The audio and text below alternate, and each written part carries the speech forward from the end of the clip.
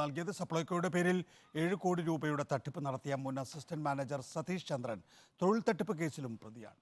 കൊച്ചി മെട്രോയിൽ ജോലി വാഗ്ദാനം ചെയ്തു തട്ടിപ്പ് നടത്തിയെന്നാണ് കണ്ടെത്തൽ. ഇയാൾക്കെതിരെ Ernakulam south, Aluva east, Mannar police സ്റ്റേഷനുകളിലും കേസുണ്ട്.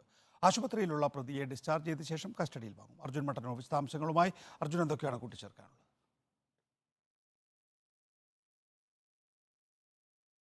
കഴിഞ്ഞ ദിവസമാണ് സപ്ലൈകോയിൽ നിന്ന് 7 കോടി രൂപ തട്ടിയ മുൻ മാനേജറെ കടവന്ത്ര പോലീസ് അറസ്റ്റ് ചെയ്തത്. സതീഷ് ചന്ദ്രൻ എന്നയാളെയാണ് അറസ്റ്റ് ചെയ്തത്. ഇയാളിപ്പോൾ ആശുപത്രിയിൽ കഴിയുകയാണ്. ഡിസ്ചാർജ് ചെയ്ത ശേഷം ഇയാളെ കൂടുതൽ കസ്റ്റഡിയിൽ വാങ്ങി ചോദ്യം ചെയ്യാനാണ് പോലീസ് ഒരുങ്ങുന്നത്. അതിനിടയിലാണ് ഇയാൾക്കെതിരെ കൂടുതൽ കേസുകൾ, തൊഴിൽ തട്ടിപ്പടക്കമുള്ള കുറ്റങ്ങൾ ഇയാൾ ചെയ്തിട്ടുണ്ട് എന്ന വിവരങ്ങൾ പുറത്തുവരുന്നത്. കൊച്ചി മെട്രോയിലടക്കം ജോലി വാഗ്ദാനം ചെയ്തുകൊണ്ട് ഇയാൾ നിരവധി തട്ടിപ്പുകൾ നടത്തിയിട്ടുണ്ട്. ഇതുമായി ബന്ധപ്പെട്ട വിവിധ സ്റ്റേഷനുകളിൽ ഇയാൾക്കെതിരെ കേസുമുണ്ട്.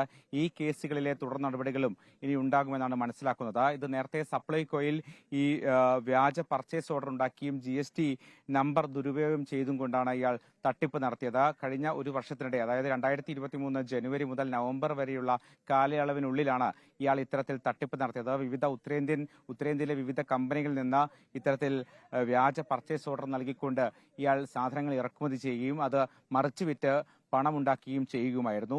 പിന്നീട് ഇതുമായി ബന്ധപ്പെട്ട് ലഭിച്ച പരാതിയുടെ അന്വേഷണത്തിലാണ് ഇയാൾ കുടുങ്ങിയിരിക്കുന്നത്.